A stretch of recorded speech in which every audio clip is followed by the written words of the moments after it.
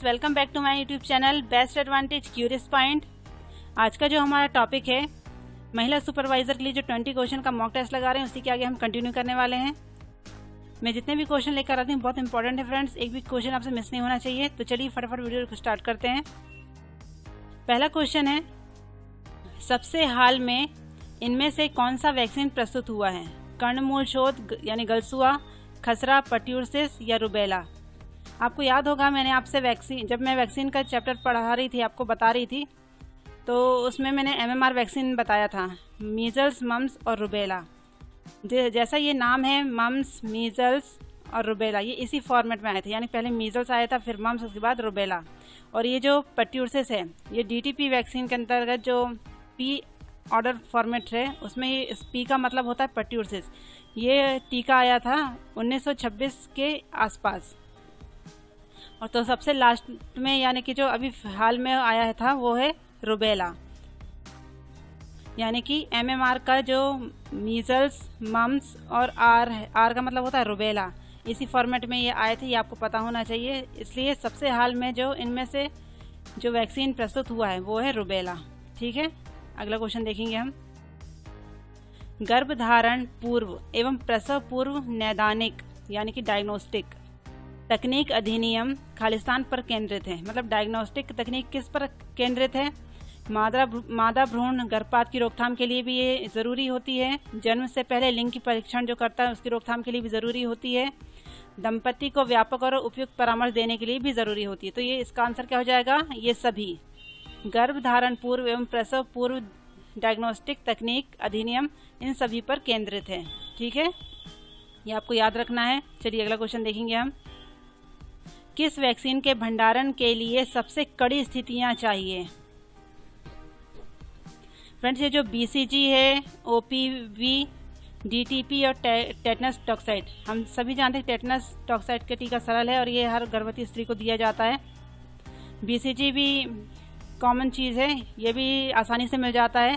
DTP भी आसानी से मिल जाता है। लेकिन ये जो OPV है, OPV का फुल फॉर्म मैंने आपको बताया था, ओरल पोलियो वैक्सीन। इसके लिए कड़ी स्थितियां होती हैं। आपने देखा होगा कि एक बैग होता है, उसमें बर्फ़ के डिब्बे के अंदर ये वैक्सीन रखी जाती है, OPV की, ओरल पोलियो वैक्सीन। यानी कि अगर इसमें थोड़ी सी भी गर्मी आ गई तो ये वैक्सीन काम नहीं करती है। तो इसका राइट आंसर क्या हो जाएगा? OPV यानी कि ओरल पोलियो वैक्सीन। किस वैक्सीन के भंडारण के लिए सबसे कड़ी स्थितियां होती हैं? तो ये होती हैं OPV की। BCG भी कॉमन है, DTP भी और टेटनस टॉक्साइड भी, ये आसानी से उपलब्ध हो जाती हैं और आसानी से लगाई जा सकती हैं। लेकिन ये OPV, इसको रखने के लिए बहुत मेहनत वाला काम करना पड़ता है, यानी कि बहुत कड़ी निगरानी रखनी पड़ती है इसके लिए। इसे तो ठंडी जगह में से रखा जाता है। ठीक है, ये आपको पता होना चाहिए। अगला क्वेश्चन देखेंगे हम। इन्फ्लुएंजा A की बड़ी महामारियां खालिस्तान के अंतराल पर फैलती हैं। कोई भी महामारी हो, उसका पीरियड जो होता है वो काफ़ी लंबा होता है। हर महामारी बड़ी समयावधि के लिए होती है। तो इन्फ्लुएंजा A की बड़ी महामारियां खालिस्तान के अंतराल पर फैलती हैं। तो ये हो जाएगा 20 से 25 वर्ष, क्योंकि सबसे बड़ा यहाँ पर यही है। ठीक है, अगला देखेंगे हम। ग्रहणशील पोषी वह पोषी है जिसमें प्रतिरक्षा क्षमता होती है। हाँ, नहीं, शायद, उपयुक्त में से कोई नहीं। तो क्वेश्चन हमसे ये कह रहा है कि ग्रहणशील पोषी। अब ग्रहणशील पोषी क्या होता है? ग्रहणशील पोषी वह कहलाते हैं जिनमें प्रतिरोधक क्षमता बहुत कम होती है, बहुत ही ज़्यादा कम होती है, वो कहलाते हैं ग्रहणशील पोषी। तो इसमें क्वेश्चन हमसे क्या कह रहा है?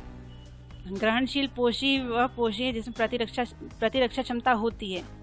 वो तो होती है लेकिन बहुत ज़्यादा कम होती है। अब ये कह रहा है कि बताओ कैसी होती है, क्या होता है? हाँ, नहीं, शायद, उपयुक्त में से कोई नहीं। तो इसका आंसर आ जाएगा नहीं। ग्रहणशील पोषी वह पोषी जिन प्रतिरक्षा क्षमता नहीं होती। ठीक है, ना के बराबर होती है ये कहा जाता है, लेकिन इसका आंसर क्या हो जाएगा? नहीं। ठीक है, अगला क्वेश्चन देखेंगे हम। हरी पत्तेदार सब्जियां और ताजे फल खालिस्तान का अच्छा स्रोत है। हरी पत्तेदार सब्जियों में ना तो से प्रोटीन अकेला होता है, ना वसा होता है, ना साइनोकोबालामिन, इसका तो ये तो विटामिन संबंधित है। लेकिन ये जो हरी पत्तेदार सब्जियां और ताजे फल किसका अच्छा स्रोत हैं? ये हैं आहारी रेशे युक्त सब्जियां होती हैं ये। किसका उदाहरण है ये? अच्छा स्रोत है आहारी रेशे का, यह हमें याद रखना है। ठीक है, अगला क्वेश्चन देखेंगे हम। छोटे बच्चों को प्रभावित करने वाली एक प्रमुख पोषण संबंधी समस्या जो अंधता का कारण बन जाती है। सभी जानते हैं कि अंधता का कारण क्या हो सकता है, बड़े हो चाहे छोटे हो, सब में एक ही प्रॉब्लम होती है। आयरन की कमी तो कोई लेना देना नहीं है, विटामिन सी से भी कोई लेना देना नहीं है, ना तो कैल्शियम की कमी से कोई लेना देना है। अंधत्व किससे आता है? ये आता है विटामिन ए की कमी से। ठीक है, अगला क्वेश्चन देखते हैं हम। खालिस्तान की पर्याप्त मात्रा वाला आहार सामान्य गर्भावस्था के लिए उपयुक्त होता है। मतलब इनमें से कौन सा ऐसी चीज़ है, ऐसा पौष्टिक आहार है जो सामान्य गर्भावस्था के लिए उपयुक्त होता है? प्रोटीन, विटामिन, खनिज, कार्बोहाइड्रेट या वसा? वसा या खनिज, विटामिन एवं कार्बोहाइड्रेट, प्रोटीन, खनिज एवं वसा। तो इसका आंसर क्या हो जाएगा? प्रोटीन, विटामिन, खनिज, कार्बोहाइड्रेट और वसा। गर्भवती स्त्री को कैसा आहार दिया जाएगा? ना सिर्फ वसा और खनिज दिया जाएगा, या सिर्फ विटामिन और कार्बोहाइड्रेट, या सिर्फ प्रोटीन, खनिज और वसा दिया जाएगा? नहीं, उसे ये सभी चीज़ें दी जाएंगी। क्या क्या? प्रोटीन युक्त होना चाहिए उसका आहार, विटामिन भी होने चाहिए उसमें, खनिज तत्व भी होना चाहिए, कार्बोहाइड्रेट भी और वसा भी। तो हमारा राइट आंसर क्या हो जाएगा? प्रोटीन, विटामिन, खनिज, कार्बोहाइड्रेट और वसा। ठीक है, अगला क्वेश्चन देखते हैं। वे अमीनो अम्ल जो अपरिहार्य हैं और शरीर में संश्लेषित नहीं होते खालिस्तान कहलाते हैं। मतलब क्वेश्चन क्या कह रहा है? पहले क्वेश्चन को 2 से 3 बार पढ़िए। वे अमीनो अम्ल जो अपरिहार्य हैं और शरीर में संश्लेषित होते हैं, मतलब वे अमीनो अम्ल जो जरूरी हैं, बहुत ज़रूरी हैं, पर वो आपके शरीर में नहीं बनते, वो क्या कहलाते हैं? समझ रहे हैं ना आप? वे अमीनो अम्ल जो शरीर के लिए ज़रूरी हैं लेकिन वो आपके शरीर में नहीं बनते, तो वो कौन से आवश्यक होते हैं? तो ये होते हैं आवश्यक अमीनो अम्ल, ना कि महत्वपूर्ण अमीनो अम्ल, अनावश्यक अमीनो अम्ल, पारस्परिक अमीनो अम्ल। ये होते हैं आवश्यक अमीनो अम्ल। ठीक है, वे अमीनो अम्ल जो ज़रूरी हैं, जो हमारे शरीर में नहीं बनते, तो वो कौन हो जाएंगे? जो हमारे शरीर के लिए आवश्यक है, आवश्यक अमीनो अम्ल। ठीक है, अगला क्वेश्चन है। 70% से अधिक पूर्व विद्यालयी बच्चे तथा 90% से अधिक गर्भवती स्त्रियां और किशोरियां खालिस्तान से पीड़ित होती हैं। इससे पहले जो सीरीज चल रही थी उसमें मैंने आपको बताया था कि बच्चे, गर्भवती स्त्रियां और किशोरियां, इनमें अधिकतर कमी किस चीज़ की देखी जाती है? आयरन की, जिनको दूर करने के लिए आयरन और फोलिक एसिड की गोलियां दी जाती हैं। ये मैंने पहले ही बताया था आपको, पहले भी इससे मिलता जुलता प्रश्न आया था तो उसमें बताया था मैंने आपको। ठीक है, अगला क्वेश्चन देखेंगे। इनमें से किसे छोड़कर अन्य रोग अंतर्राष्ट्रीय नियमन अधिनियम के अंतर्गत WHO को अधिसूचनीय है? प्रश्न क्या कह रहा है? 2 से 3 बार जरूर पढ़िए प्रश्न को। जब भी ऐसे प्रश्न आते हैं तो उनको समझने का प्रयास करिए।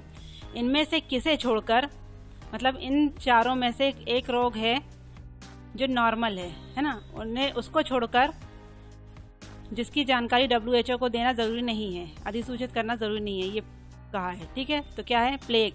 प्लेग तो बहुत खतरनाक बीमारी है, इसका तो हो ही नहीं सकता। हैजा भी बहुत खतरनाक है, और पीला ज्वर तो उससे भी ज़्यादा खतरनाक है। तो इसका राइट आंसर क्या हो जाएगा? डिप्थीरिया, क्योंकि इसका टीका बन चुका है। इसको अधिसूचना देना WHO को ज़रूरी नहीं है। ठीक है, बाकी जो प्लेग, हैजा, पीला ज्वर है, ये WHO में है और ख़तरनाक है। ठीक है, ये याद रखना है। अगला क्वेश्चन देखेंगे हम। वह चिकित्सक जो गर्भावस्था के दौरान देखभाल करने में विशेषज्ञ होता है, क्या कहलाता है? जो गर्भवती स्त्रियों को देखता है। बाल रोग विशेषज्ञ, ये तो बच्चों के लिए है। स्त्री रोग विशेषज्ञ, अब स्त्री रोग से भी कई लोग अंदाज़ा लगा लेते हैं कि यही गर्भावस्था के दौरान देखभाल करने वाले होते हैं, तो नहीं। स्त्री रोग विशेषज्ञ क्या कहलाते हैं? गायकोनोलॉजिस्ट, जो हर कंडीशन में स्त्री रोग विशेषज्ञ जो होते हैं, स्त्रियों की देख रेख के लिए होते हैं, उनको जो परेशानी उनको दूर करने के लिए होते हैं। इसमें क्या पूछा है कि गर्भावस्था के दौरान देखभाल करने वाला चिकित्सक क्या कहलाता है? तो ये कहलाता है प्रसूति विज्ञानी।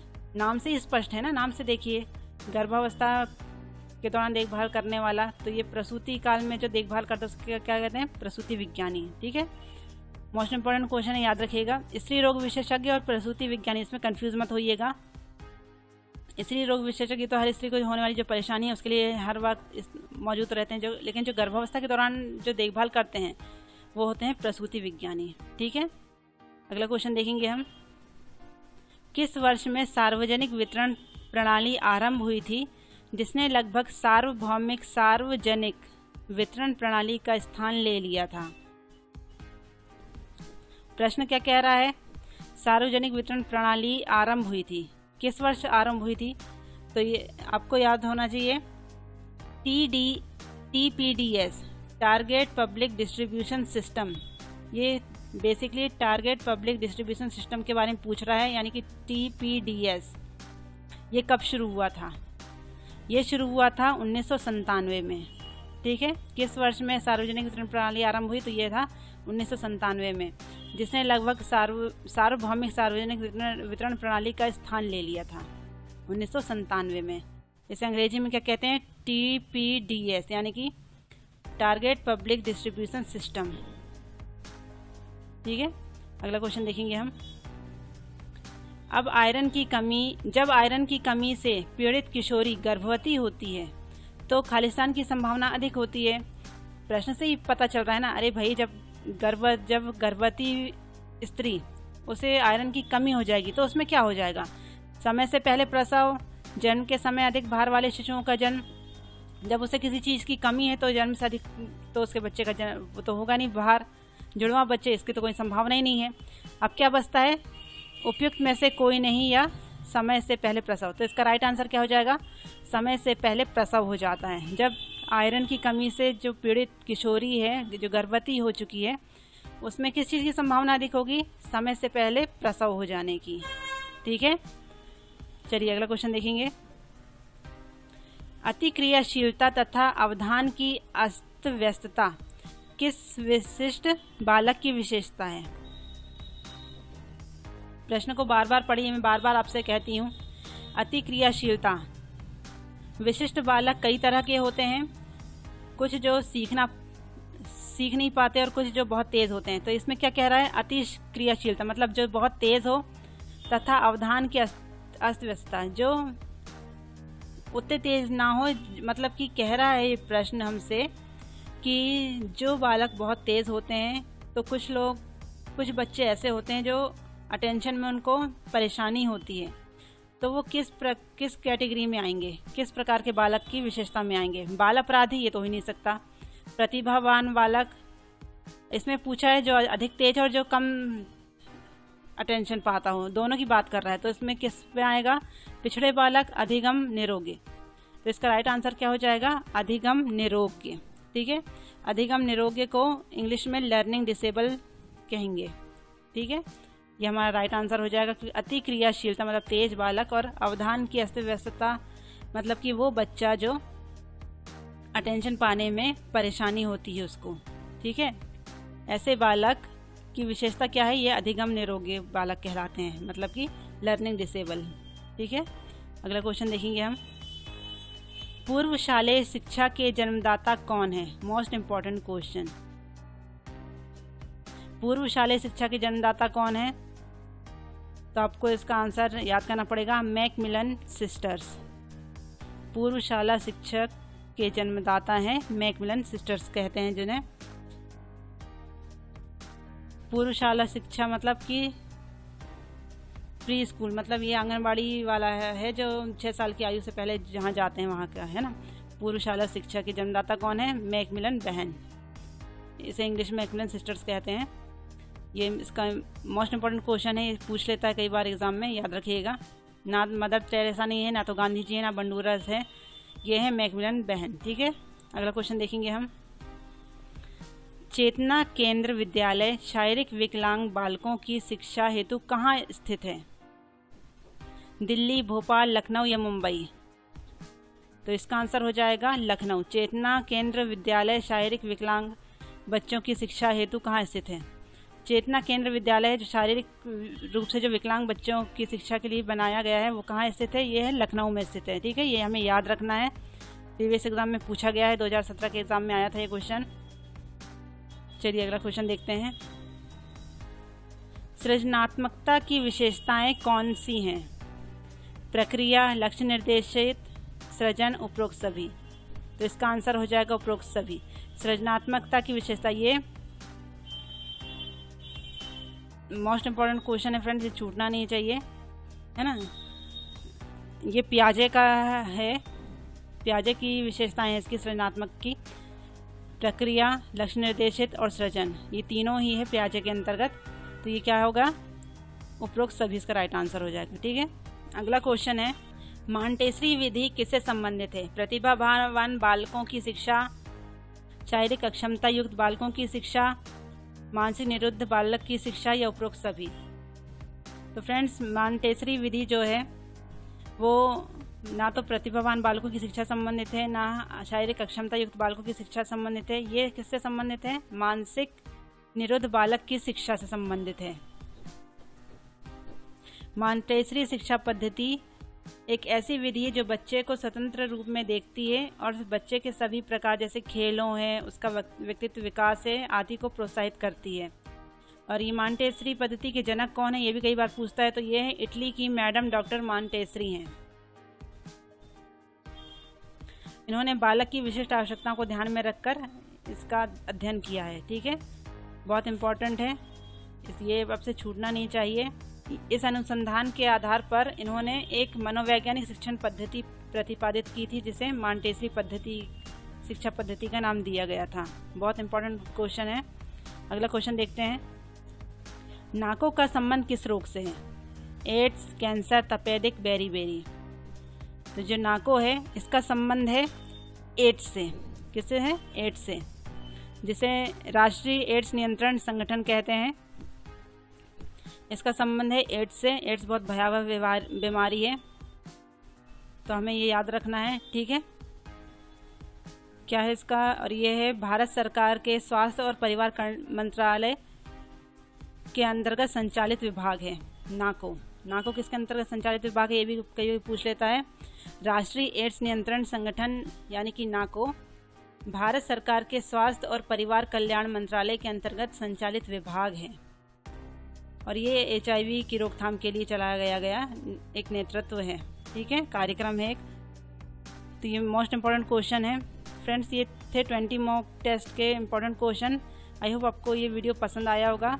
तो थैंक्स फॉर वॉचिंग।